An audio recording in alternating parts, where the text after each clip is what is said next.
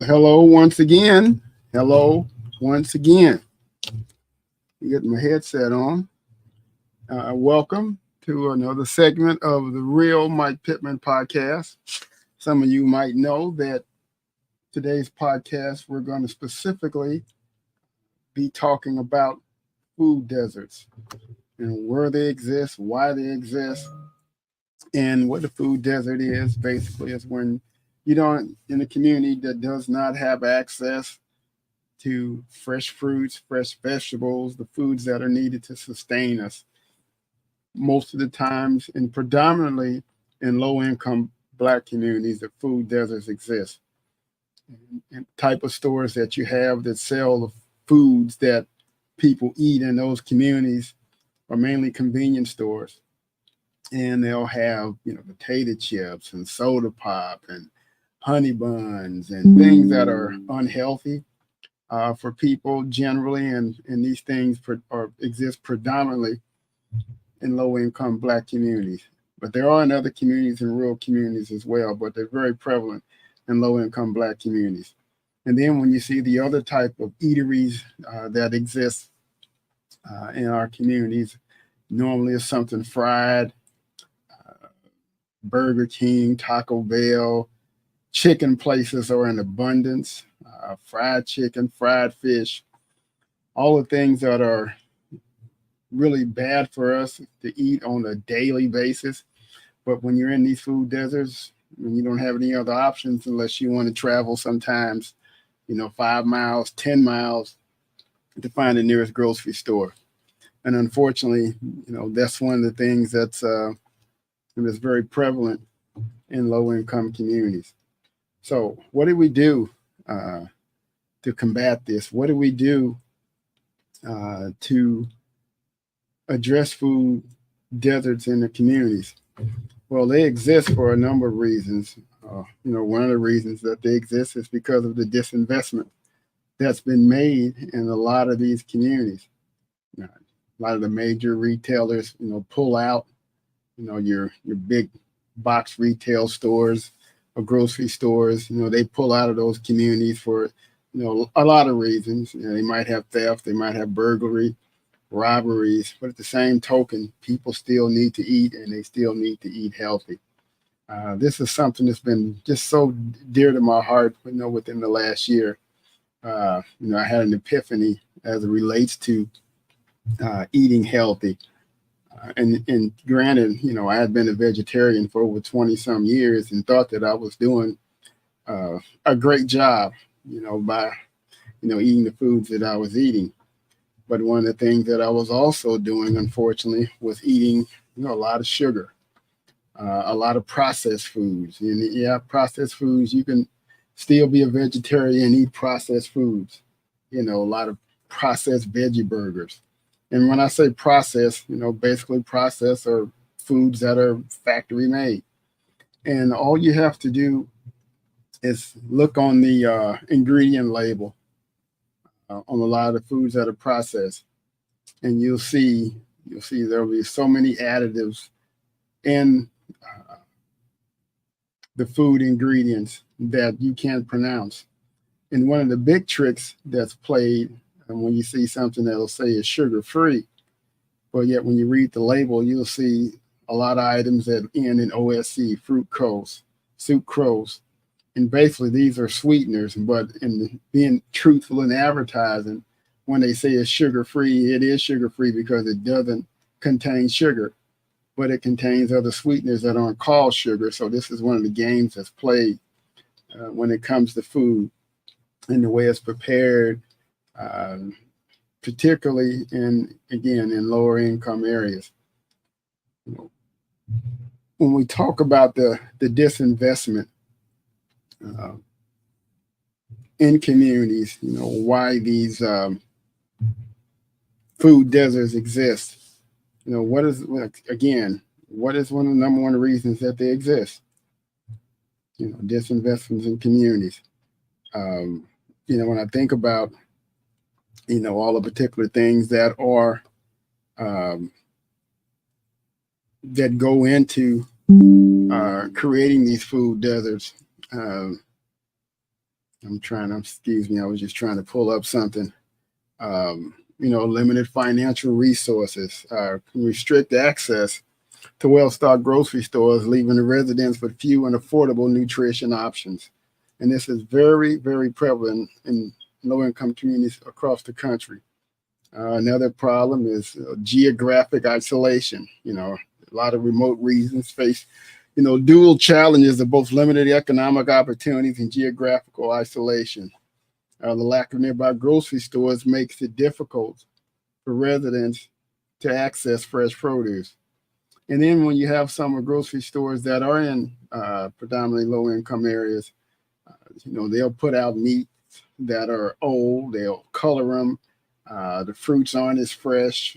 And if you don't believe me, just go to some of these stores and then go to some of the stores in an affluent area. And you'll see the difference in the quality of the selection and the quality of those items that they do have. You did a side-by-side comparison. You'll see exactly what I'm talking about. Another thing is systemic inequality. And this is the elephant in the room. Historically, disinvestments in infrastructure and development have left certain communities in the shadows, struggling to break free from the chains of food insecurity. One of the things that in the state of Illinois that was recently passed by and signed by Governor Pritzker was Senate Bill 850. And what it did, it set aside $20 million to be invested in the state of Illinois to address food deserts. This bill passed unanimously in the Senate, and it was approved in the House 96-17. And there's $20 million that is set aside, I believe, that you access through the Department of Commerce and Economic Opportunity to be able to receive grants and tax credits and other incentives for individuals that want to operate grocery stores that address these shortages in the food desert area. So this is something that's good. And Illinois, I would say, was a leader in that. Again, it passed in the Senate unanimously, and it's received bipartisan support, which unfortunately you don't see a lot in politics. Most of the time stuff is divided down party lines, or you'll get some Republicans or some Democrats that'll go along with the bill. But individuals see the importance of this. And on top of that, Illinois, even in itself, is an agricultural state. And they grow a lot of corn. They grow a lot of corn in Illinois, soybeans. So it's a lot of stuff that's grown here. And there are a lot of partnerships that can be had as well to be able to get these items to these low income areas. One thing that's very prevalent in a lot of cities where they have farmers market. I know in St. Louis, they have a place called Soulard Market where you can go and get fresh fruits, fresh vegetables. It's located in South St. Louis. As a kid, I used to hang out there as a kid, and we'd go down there and get oranges and apples and just, a wide array of things. And they would give it to us free, after the last day of the market, because a lot of times they didn't want to lug that stuff back to wherever they came from. But our overall health is so important in terms of the foods that we eat. And when you don't have good nutrition, it equates out to bad health. And that's, again, we're last, as Black people in this country, we're last in everything. Unfortunately, we're last in our health. We don't get proper diets. We don't get the proper exercise. Is one of the reasons why, we're sick probably than any other group of people in the United States. I remember when Michelle Obama was the first lady, and she was on the kick to be able to get healthy meals for lunch. And, she took a lot of flack for that. But I think that was forward thinking, to be able to have a place where kids can actually get fresh foods or nutritious meals. I remember when I was, in high school or whatever, they give you pizza, they give you candy bars, cookies, and, and don't get me wrong, I'm not saying it's not okay to eat that, But when it becomes your primary meals, Oreo cookies, potato chips, Frito-Lay, honey buns, and that's your source of nutrition, you're going to have some problems. You can get away with stuff when you're a teenager, 18, 19 years old because of your metabolism. But as you get older, you'll see exactly how many of our people have diabetes or they have cancer or we have high blood pressure. And a lot of it, folks, is because of our diets. Uh, I've always said that unfortunately, we dig a grave with our teeth. And that seems to be one of the issues and problems that face us in this country. And so, what do we do to be able to combat these food deserts? I was just thinking, uh, especially in this city of Springfield, Illinois, and it's the same in areas all throughout the country and low income areas. You have a lot of dilapidated housing, you have a lot of vacant lots, a lot of vacant lots. So, why not establish community gardens? Why not work with some not for profits or whatever? Or why not work, even with judicial system where it would have to be community service for individuals that are incarcerated and need to get out and do some things that they would be, garden tenders. Uh, I know a spot where there are just numerous vacant lots in the city of Springfield. And there is a gentleman in Springfield, I believe his name is Yves, uh, Yves, I believe I'm pronouncing it right.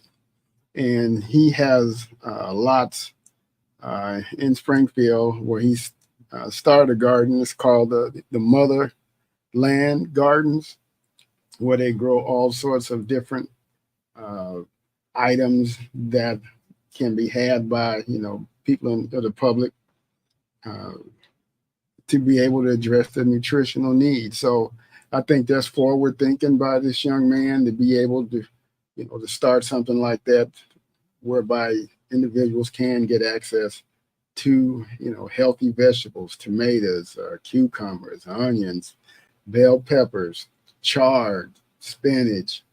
You know, you can't go wrong eating these foods at all, at all. And especially if you don't put a bunch of chemicals on it to spray it to keep the bugs off or whatever. And that's when you start getting into, your organic eating or whatever, which, costs you a little bit more money to buy organic. But if you can grow it yourself as well, you can have what a backyard. A lot of people grow have tomato plants. And I think there just needs to be a big push to be able to educate people on the importance of having good nutrition. I'm going to just keep harping on this because I just think it's so important. When I changed the way I eat nutritionally, and again, like I said, I was a vegetarian for 24 years and thought I was doing good. But I'm like, man, to be a vegetarian, I'm still pretty heavy. So I buckled down, left out the sugar, no sugar, the fried foods, starches, no breads, and became strictly, I won't say a raw vegan, but just a vegetarian, a real vegetarian, because you can be vegan and still eat a bunch of Oreo cookies and you're still vegan because it's not meat. But, I cut out a lot of that stuff and I had a drastic weight loss where I lost 53 pounds.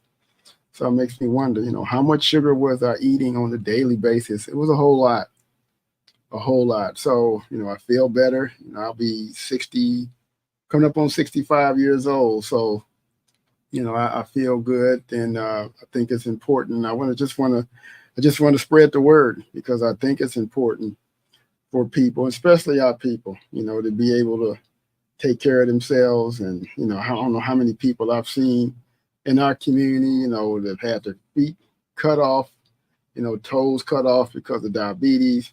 They're taking 15 to 20 different medications for high blood pressure. And a lot of times when you take one medication, it causes a reaction. So now you have to take another pill to combat the reaction that you got from the first pill that you took. And it's kind of like a domino effect. So, how can we keep this thing moving forward? Other thing is support local initiatives. Get behind local businesses and that bring affordable and nutritious options to underserved areas. Every purchase becomes a step toward a healthier, happier community. And I believe that's something that, we all can do. And, it doesn't take a whole lot, to make a salad, put a salad together, and to feed this to your children as well. Uh, Vegetables are cheap. You can buy them in bulk. You can cook them. And even when you cook them, there's a way that even as you cook those vegetables, you don't want to just heat them up all the time, and because you cook a lot of nutrients out of them. So, and again, I don't claim to be an expert on some of this stuff, but I am just trying to sound the alarm to make sure that, especially our people, that we are aware that we can change, our destiny as relates to the foods that we eat and the way that we operate. So, um, you know, um, I think about people that, our people, in the times of slavery. We had to eat what the master gave us to eat. And that's how we came across chitlins and hog maws and pig feet and pig ears, uh, pigtails, pig snoot. These were the items that the master didn't want to eat, and they gave these to the slaves. And we basically made meals out of them. Even to this day, chitlins, hog maw, like I say, all those items that I named are, in my opinion, people can say, oh, okay, there's nothing wrong with eating bacon. The scripture talks about it, eating foods, and that's fine. And so what works for one person might not work for somebody else. But when I think about a pig, an animal that you cannot poison, you can't poison the pig or a hog. They'll eat anything, and normally whatever is in that pig or hog, when it's butchered, it's in its intestines, and then we're eating that stuff. So just ask yourself that question. Is it healthy to eat that? Even the beef that we eat, these days, they fatten these animals up, shoot them up with steroids, and then we wonder why we have 11 and 12-year-old girls that are fully developed from eating a lot of this food, eating the steroids that are basically in the cows. So, and I know it's somebody that'll challenge me on this, but I'm just telling you, what I think. And, again, like I say, I'm not an expert on this, but I think if you did your research and, you went online and you started looking up stuff, you'll find out that, there are a lot of things that we can do to make our health and to make ourselves better. Um, I see some of people are out there. I see Donna Smiley is watching. Hi, Donna. Good to see you as well. Haven't seen you in a while. Hope all is well with you. I see one of my brothers from St. Louis I grew up with, Richard Steps, is watching, and Richard's a supporter of the podcast and always says a lot of positive things about me, and I appreciate that. We grew up together in the projects in St. Louis, so and a lot of us are leaving as well because of illnesses. I just think about some of the people, friends of mine, that we've lost over the last year because what I would say preventable illnesses, diabetes, heart disease, which in my opinion, I believe we could do something to combat that. Um, so, this is not going to be a long podcast today. I just wanted to come on and, say a few syllables, if you will, about these food deserts and where they exist at. I had a gentleman on the show the other day out of St. Louis by the name of Paul McKee, and they're doing a major development down in St. Louis in the old Pruitt-Igoe area. Well, he said when they did their study that there were the nearest grocery store was 7 miles away from this particular location in North St. Louis. So 7 miles, it might not seem like a lot, but if you don't have a vehicle and you got to take the bus or you have to depend on the ride, not some place where you can just walk to the local grocery store. And I see Richard says, back in the 60s, butchers gave the guts of pigs away. Yeah, true. But now the prices are so high, I don't even know how much chitlins cost these days, but I understand, though, that it's not cheap. And, so that's what they say. We eat everything from the rooter to the tutor, and they selling everything from the rooter to the tutor as well. But I think it's something ironic that, they only sell a lot of these areas in lower income areas, items in low income areas, because they know that, most low income people are going to eat it when they don't have a lot, different options as to, what their food choices are. And if you look online, there are so many documentaries out there that talk about the food and the food choices and the foods that we eat, and about food deserts. They're so prevalent. I just remember growing up in St. Louis, there was a neighborhood grocery store called, I think it was called Myers, which is down on, I think it was on Shoto, or right on 18th and Shoto, which was the neighborhood grocery store that was, that kind of serviced the projects back then. And, they had meat, they had different things, but it was the only one around. And then there was another Kroger store, I believe. But you had to take the bus to get there. It was on Lafayette and Jefferson in St. Louis. So, these things are, it's something how some things change and some things, stay the same. So what I would suggest to those of you out there that are watching or that are listening, if in fact you want to get involved, you want to do something to, provide these goods and services to these low income areas, get involved with, the local gardens, grow one yourself. There's so many vacant lots in a lot of these cities that you can probably go there and use a lot. Nobody would even care, because most of the time the grass doesn't get cut. They're not taken care of. You can start something. So, it has been started in some cities, and I take my hat off again to those individuals and those groups that are very diehard, if you will, about, ensuring that, everybody gets a good meal, they get a nutritious meal. And, being here in the Midwest, we can't grow oranges. We can't grow the citrus fruit, but we can grow apples, we can grow pears, we can grow grapes. So we can do a lot of particular things and grow them. And a lot of, you don't have to have a big area. As long as you got a backyard, or you can make a garden, get you some 5-gallon buckets, put some dirt in them, stack them up, have you some plants. And you might not be able to feed yourself the whole winter, but depending on what it is that you have, you can can some of that stuff. You can make jellies, you can make pickles, you can do a lot of stuff when you have the fruits and the vegetables, to make stuff, and you can survive on it. Even if you can't afford meat, or you can't afford steaks or whatever, or you can only eat it once a month or once a week because you have a limited budget, or you're on the public assistance. So there's a lot that we can do, again, to benefit ourselves and our health, and to make ourselves healthier. So, I'm just an advocate for it now, because I just believe it's just so important. I can't stress it enough.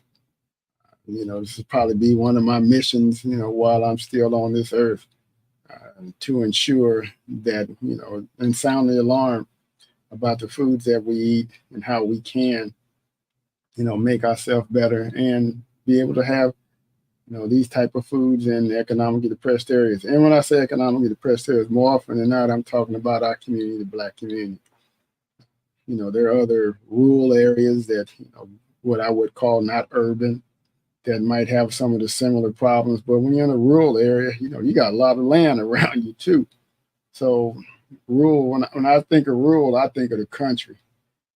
People, big swaths of land where you got a lot of space, a lot of room, to whereby you have a better opportunity to grow these particular type of vegetables that you can use to feed yourself with. So if you got any questions about this, you know what, we live in an age right now where with a snap of a finger, you can get so much information. And I always say the thing now, in this day and age that we're living in, if you stupid now and ignorant, it's because you want to be. Because everybody has a cell phone. Everybody has access to the internet. All you have to do is ask Siri. a question. Hey, Siri, what kind of foods can I eat, or where food deserts exist at, and just give you an answer. 30 years ago, 35 years ago, you had to go to the library, research this stuff, find a book. Now it's at the tip of our fingertips. So we don't have an excuse to not be knowledgeable of the things that we eat and how they affect our body. So having said that, I don't have a whole lot else. It's going to be a short podcast today. I do plan on doing another podcast again on plant-based eating, which is different from what I'm talking about here now, but it's still along those same lines because it's primarily just eating nothing but fruits and vegetables and making it a lifestyle. So having said that, unless anybody else out there has any questions or comments about this podcast, and if you like the podcast, go to my website, which is therealmikepittman.com, and subscribe to our podcast. And if you have any ideas about shows that you feel we need to talk about, and feel free to drop me a line. And I will tell you this, I'm not into gossip. I'm not into things that are not going to move us forward as a people. You can go somewhere else and get that, because that's not me and that's not what I want to do. And I want to make sure that, our people are made aware of things that can help to, to bring us along. Yeah, and we need to go to the doctor as Black men and get a checkup. A lot of times we're afraid to go to the doctor because what do we feel that they might find? So that's a reality. It's a stark reality, unfortunately. You know what? I really don't have a whole lot else to talk about. This was a short podcast today. But I just think that there's a whole lot of things that we can do to heal ourselves, make ourselves better, and have access to the information that we need to be better Americans, if you will, or not, maybe healthier Americans in this country, no matter where we live at. So having said that, I will probably go ahead and end this podcast. In case you missed the podcast, you can watch the reruns of it on YouTube at the Real Mike Pittman Show on YouTube, or you can catch it again on Facebook. It'll be on the Facebook page or LinkedIn, or on Instagram, where the show is also on as well. So this is something I started. I've been doing this now for about 6 weeks, and have probably done maybe 12 shows or whatever. And I have so much more that I would like to talk about. And again, I don't claim to be an expert on some of the things that I talk about. Some things I do know quite a bit about, but I just like to get the information out there, especially when I see how it affects us as a people in our communities, because we can do a whole lot better. Our health can be a whole lot better. Our communities can be so much better. And I'm just an advocate for that now. And anything that I can do to sound the alarm, be it having a podcast such as this, and it's growing. I'm getting people on, and I know Rome wasn't built in a day, and but the more people become aware, and I know a lot of celebrities and people like that, but you know what? They got to bring something to the table, because celebrity statuses are good, but what exactly are you standing for as well as a celebrity? What are you doing to help your communities? What are you doing to make things better, especially our people, for other Black people? And those of you that hear me talk about black, believe me, I am not anti anybody else, but I just know the issues and the problems that we face as Black people in this country in terms of our health, our economic status. There's so many things, where we're at the bottom of the boat. And I believe that we can do a whole lot better, especially if we work together, pool our resources. We have information that we can share, and we're not jealous of one another. And folks, that's the fact. That's the fact, and you can believe it if you want to, but the numbers don't lie.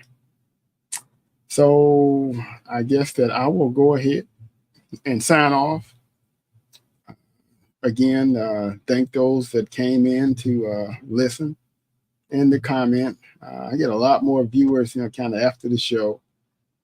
When we look and we got 400 or 500 people that have viewed the show, which I guess is okay. But I want to get a broader audience of people that can come on. I really like to bring people on and bring experts on. And, a lot of times people, they don't want to be on the show, but, I'll say this, too much is given, much is required. So if you got a lot of stuff, you need to share it. If it's information, I'm not telling people to share all their money or whatever, but especially if you got knowledge, you need to share that knowledge, because the richest place in the world is a graveyard. The people take information and ideas, they never act on them, and they die with them. So we don't want that to happen. So everybody, you guys have a warm and safe Martin Luther King Jr. holiday. Tell somebody you love them today, and hug your kids. And until we meet again, that's the end of the show. So thanks everybody for tuning in.